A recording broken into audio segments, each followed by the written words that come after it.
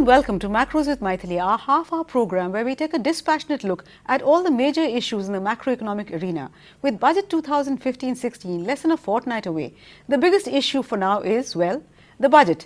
Given the huge demands on the exchequer and the government desperately needs to find the fiscal space needed to do all the things that it does have to do, build roads, bridges, schools, hospitals, etc., that is, invest in areas where the private sector just will not invest. But that calls for resources. The government's mid-year economic review urged fiscal consolidation through a judicious mix of reduction in total expenditure as a percentage of GDP and an improvement in the gross tax revenue as a percentage of GDP again. Unfortunately, that's not so simple. In our last episode, we took a close look at the expenditure side of the union budget to try and identify the areas where we could possibly rationalize, if not reduce expenditure. In this episode, we are going to look at the other side, at the government revenues, tax as well as non-tax. And who better to discuss all this and where we can raise more revenues than three experts who've been closely associated with government's mobilization efforts. Dr. Govinda Rao, former director of the National Institute of Public Finance and Policy, the government's think tank for all things fiscal, and a member of the 14th Finance Commission; Sheila Sangwan, former member of the Central Board of Excise and Customs, CBEC, and Siddharth Pradhan, former Additional Secretary, Department of Disinvestment, Government of India. Welcome to the show. Sheila, if I can start with you, there's always been this problem about government grossly undershooting its revenue targets for the year.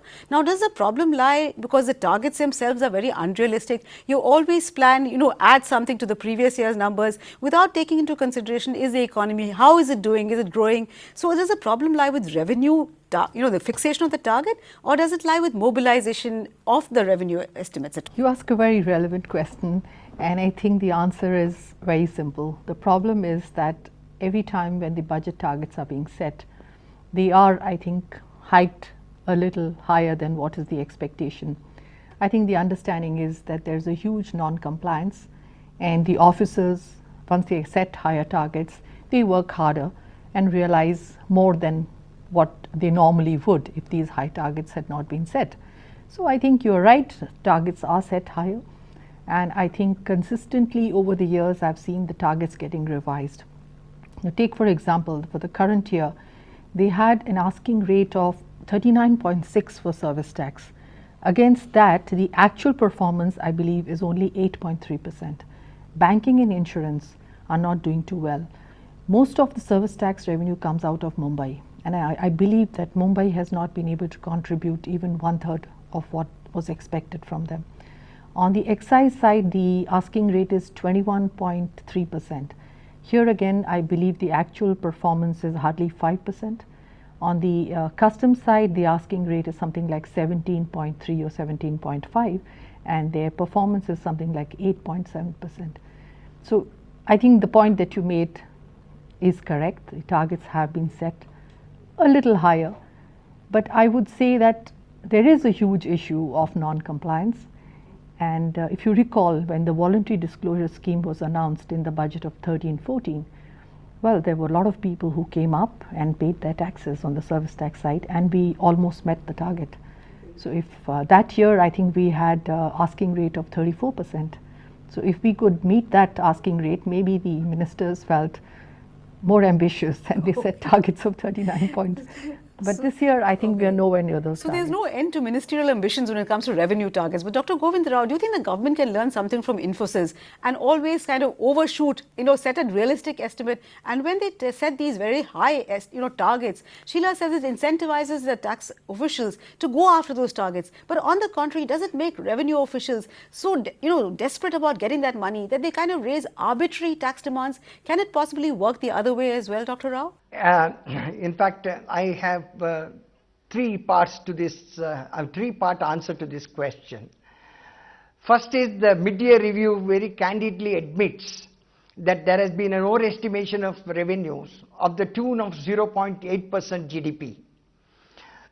And it goes on to say that this is both because of higher, higher than your assumptions about the nominal growth of GDP being, actually being higher than what actually it was.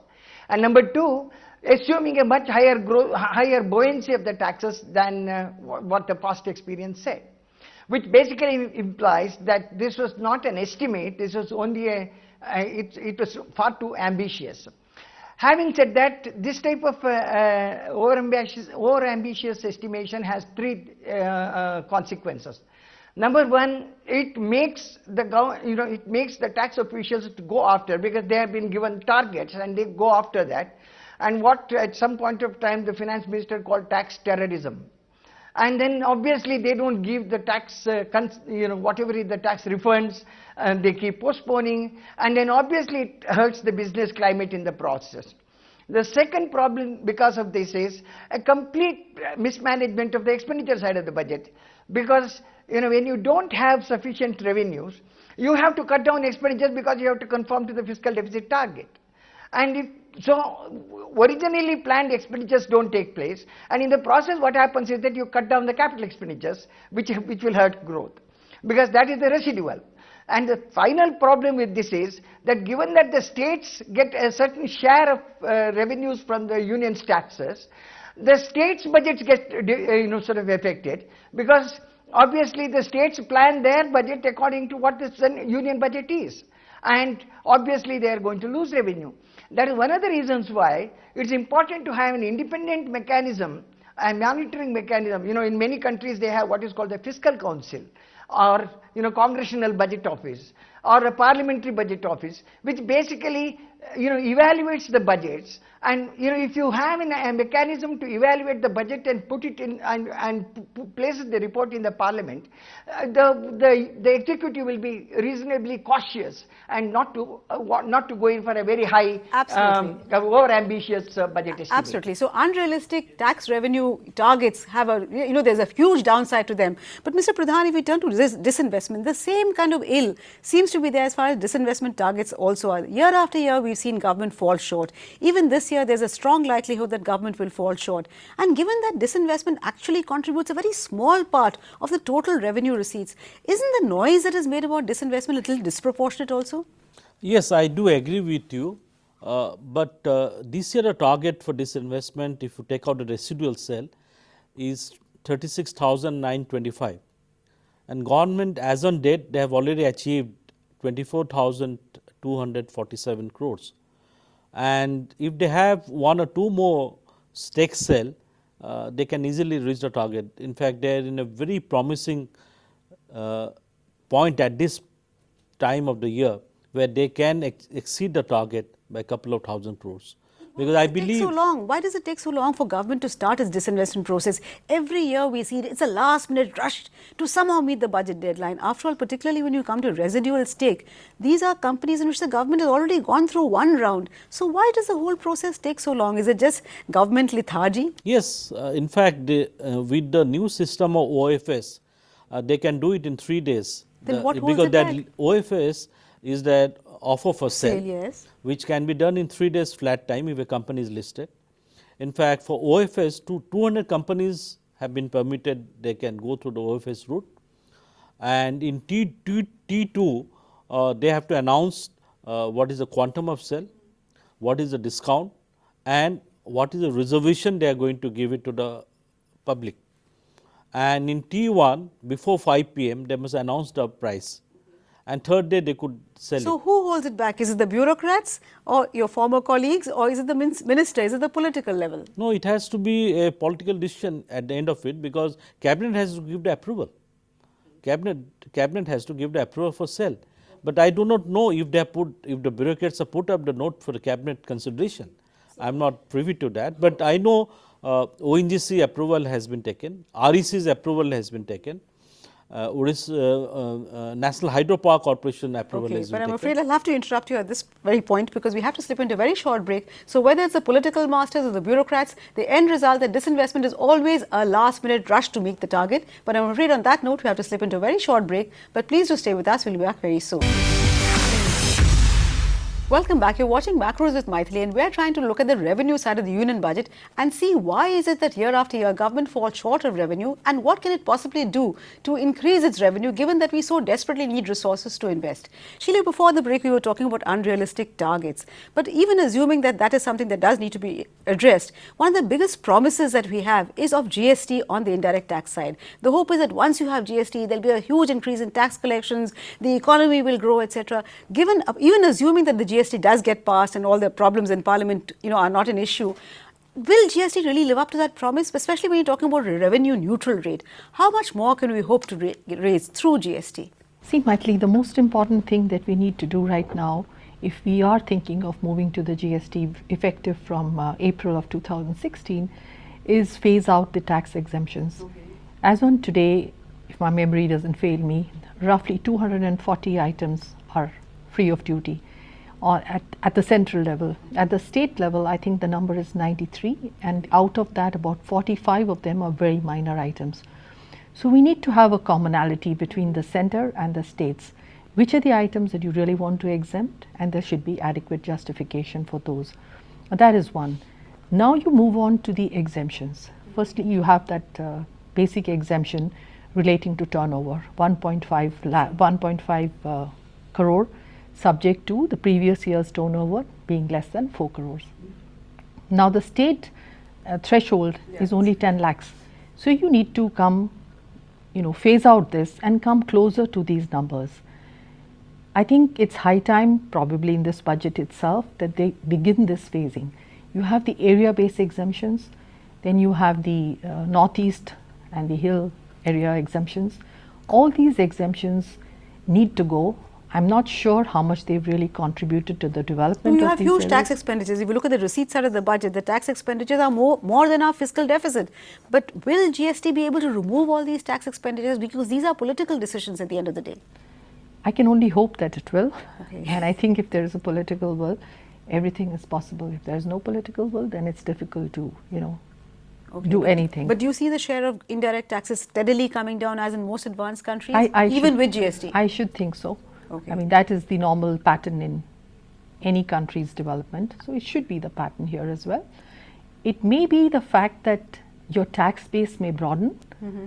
So initially you may not see this as much as you will in the subsequent years. Okay. But as I mentioned earlier, compliance is a major issue in India. But I think the fact that you're going to get credit of the duties that are paid down the chain, compliance levels will be higher. Okay. Then, as I said, maybe since it's going to be IT enabled, there'll be less scope for evasion. Yes. And I see very little incentive for people to evade if they're going to be getting the credit down the line. Absolutely. So even though customs duties will steadily come down because of our, FTAs and WTO obligations, the fact that you have GST will ensure that you get larger revenue collections through indirect taxes. You are hopeful of that? Well, on the FTA issue, since you mention it, my view is that we need to review some of these. You have, for example of brass. Mm-hmm. When it is coming from Malaysia, because of the FTA, it comes at 0 rate of duty. Now, there is an input duty on the inputs. So if you can import it at 0 rate of duty from Malaysia, who's going to manufacture? With the Make in India campaign. But that was the idea of countervailing duties. Wasn't there some idea? No, the FTA allows it to come. Customs duty is going to be 0. And there are no countervailing duties also. Countervailing duty is something different, but the customs basic duty is something different. Now that this Make in India campaign is going very strong, I presume that the government is going to take a look or review some of these FTAs. Even steel, for example, you're getting it out of Korea and Japan at 0 rate of duty, and these are examples which we should look at very seriously. So and then the inverted duty structure, that's another problem that we have. And if you, as I again said, Make in India campaign should take a look at all these. Absolutely. And hopefully, I think we should be able to get additional revenues also. So with GST, Sheila is very hopeful that we should be able to get additional revenues. But Dr. Govindarao, on the DTC front, direct taxes, DTC has also been talked about. Will that increase our revenues through direct taxes? Because fortunately this year, our direct tax collections have not been so bad actually. So will DTC make a significant improvement to that? First of all, we don't know whether the DTC will come into picture. The second, discussion paper on DTC actually diluted substantially what was intended in the first DTC. One of the major things that we need to do is that, tax policy should be directed to collect revenue. You can't really have the tax policy pursuing any number of objectives and then giving tax concessions, exemptions, tax preferences. Whether, we want to promote infrastructure, we want to promote small scale industry, we want to promote small cars versus large cars, we want to promote to area based development. We have been going about giving all sorts of tax concessions, both in direct and indirect taxes. And obviously, I am one of those fellows who believes that if you Make in India campaign does not mean that we should increase the customs duties. We can't make the people suffer because we want the enterprises to survive. They have to compete. You have to provide them level playing field, and they have to compete. But the basic issue is on the direct tax front, unless and until they minimize the exemptions, unless and until they increase the coverage of the taxes, unless and until they get the useful data they have from, NSDL collects a lot of useful data. A lot of data mining will have to be done, and then obviously tax administration has to really gear up to that. Unless and until you do that, tax compliance will not improve. And unless the tax compliance improves, you can't really increase. Now, there are a whole lot of tax concessions that have been given. You need to prune them. Absolutely, Dr. Rao. We'll come to tax compliance and tax administration in the third segment of our talk. But let me turn to Mr. Pradhan right now and ask you. Dr. Rao was saying, the problem with our tax policy is that it's driven by so many objectives. When it comes to disinvestment, you're in safe territory. The government has only one objective, to raise money. But despite that, they seem to, fail so badly. Take a case like SUTI, the specified undertaking of UTI. The government could make a whole lot of money if they were just willing to disinvest. What is holding government back in disinvesting here? Frankly, I will not be able to answer that question because probably many issues are involved when divesting SUTI's portfolio. We'll have to wait why government is not taking a decision. No, but is there still a political, unhappiness and discontent about the entire process of disinvestment? I thought that issue has been resolved. So cabinet should not. I don't think so. Across the board. There is acceptance. Both in NDA government now and also in UPA government, there is a broad agreement that disinvestment will take place. Disinvestment, as in earlier part you said, maybe bridging the gap, may not be that is not a correct view, because by disinvestment you are privatizing the government management also, because when a government shareholding comes down below 76%, you have to see how the shareholders behave in the annual general meeting. They ask hundreds and thousands of questions when the management is taken to task regarding target, regarding wasteful expenditure. But would you say, for instance, Coal India management has improved post the public offer? Mythili, that has not gone below 76%. That is, okay. Even now also with the 10% disinvestment and the so present one. So you're saying 76% is the... 76% is the cutoff, because governments will not be able to pass special resolution. And even Coal India, but there are many nationalized banks where government's holding is less than 74% and 76%, but that hasn't made much difference to their functioning. As long as government has over 51%, it still calls the shots. But I don't agree. I think they have tightened their belt regarding profit, NPA. Obviously there are there's scope for improvement, but the management per se has improved a lot. When you think of today's, go back to 70s or 80s when government is holding 100% shareholding of these banks. It has improved a lot. The management structure per se. So disinvestment improves both governance of the public sector undertakings and also raises revenue, says Mr. Pradhan. But I'm afraid on that note, we have to slip into another very short break. But please do stay with us. We'll be back very soon.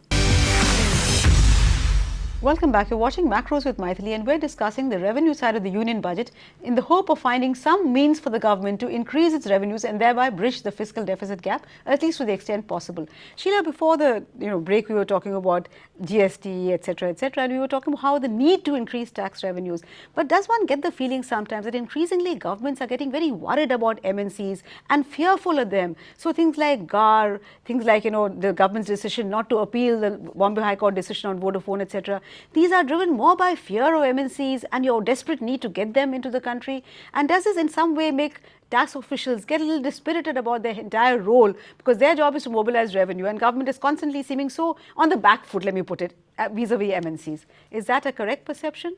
Well, there's much to be said against retrospective legislation with respect to taxation, because once taxes have been paid and you legislate retrospectively, it's very difficult for anybody, forget MNCs, for any Indian company. Sure enough, retrospectivity is bad, clarity is important. But things like GAR, because after all, what are you saying? You're saying that any arrangement which is done only for the purposes of avoiding tax, there the taxman has a right to look at it. And that's what I think many countries have a similar system. So what is wrong? Are we scared of too much discretion in the tax officials' hands, or are we scared of MNCs? I think the little that I remember reading about the GAR when it was introduced in that 2 years ago, I think they were going back in years of 17 years. I might like to ask my colleague who's from the income tax. And I thought 17 years, no bank even maintains your records. That is true. But if you were to do prospective, you think it's fine? Prospective, it's perfectly fine. But I think retrospective, I would be worried, because 17 years, if you tell somebody to produce records, where the hell is he going to produce Absolutely. Dr. Rao, what do you think? I agree, retrospectivity is bad, clarity in tax rules is very important. But things like GAR are what other countries also have. So do we seem a little unduly scared of MNCs? Does the government seem on its back foot? If we don't have retrospectivity, should we allow things like GAR? Should we stop the Mauritius route? Should we do things to improve our tax administration and compliance and not discourage the taxman? You are absolutely right, Mythili. The point is that, first of all, we need to have our, tax laws very clear. You don't start doing retrospective changes in, tax laws after we have lost the case in the Supreme Court. We need to really, apply ourselves properly to make sure that the tax evasion and tax avoidance for should be minimized. Having said that, last time the committee that looked at the GAR issue said that we want to keep it in abeyance for 3 years, and because by that time you need to get the training of the people, etc., etc. But what happened after 3 years? Nothing has happened. The training has to be taken on the ground, and we definitely cannot afford to allow the multinationals to get away with the way they are. And there has to be a very clear pursuit. Obviously, the OECD guidelines require that you need to produce the sufficient information, exchange information on the multinationals, on transnationals when their operations. Now, GAR, you need to bring about GAR. There is no question at all. Using the tax laws to only benefit from from taxes. They make a distinction between tax mitigation and tax avoidance, and tax avoidance is something which has to be checked. And they have to get the people trained. They have to put the things in order. Absolutely. Mr. Pradhan, as a former taxman, I'm sure you agree with both Professor Rao as well as Sheila. But since disinvestment has been your forte for so long, can I just ask you, what has happened to the National Investment Fund? Why isn't the government putting the disinvestment revenues in that and using it only for investment rather than frittering it away on current consumption? Well, the original view of NIF has not been met. Government has used our money for current consumption virtually, absolutely. Financing. And with the fiscal deficit being high in all these years since inception NIF, and the money has only gone to bridge the gap. The government has to decide that the money which is kept in NIF is used as per the preamble that was decided in the cabinet. Unfortunately, that has not taken place. And do you see year after year, we are under attack for the deficit financing target. Hopefully this year being 4.1%, government could take a decision if they achieve the target. Did you see any signs of rethinking on that, where you use the disinvestment proceeds for productive investment? Not as on date, because government has accepted and NIF will continue. It is continuing. There are certain funds. In fact, I was administering the NIF fund for about 4 years, and NIF corpus is still there. But all depends on the fiscal deficit at the end of the day. Absolutely. Every collection, whether it's income tax or indirect taxes, ultimately leads to the target of 4.1%, which the finance minister has led this year. And the prime minister has often repeated that we will stick to a target of 4.1%. Hopefully, the direct tax collection has been improving.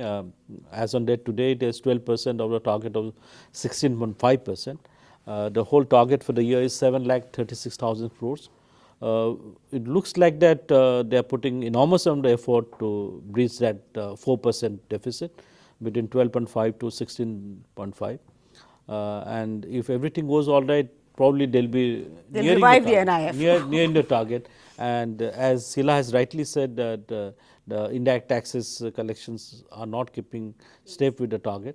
Hopefully, they'll try to bridge the gap. And then maybe we might see the NIF revive. But I'm Yes. afraid on that note, we come to the end of this program. Thank you so much, Dr. Govindarao, Sheila, as well as Mr. Pradhan for joining us. Clearly, our lives are ruled by the fiscal deficit, and whatever targets we have, ultimately, if economic growth takes off, then maybe we will see tax revenues, and maybe the NIF will also again revive. Thank you so much also for watching. But we'll be back next week with yet another edition of Macros with Mythili. Till then, it's thank you and goodbye from all of us at ET Now.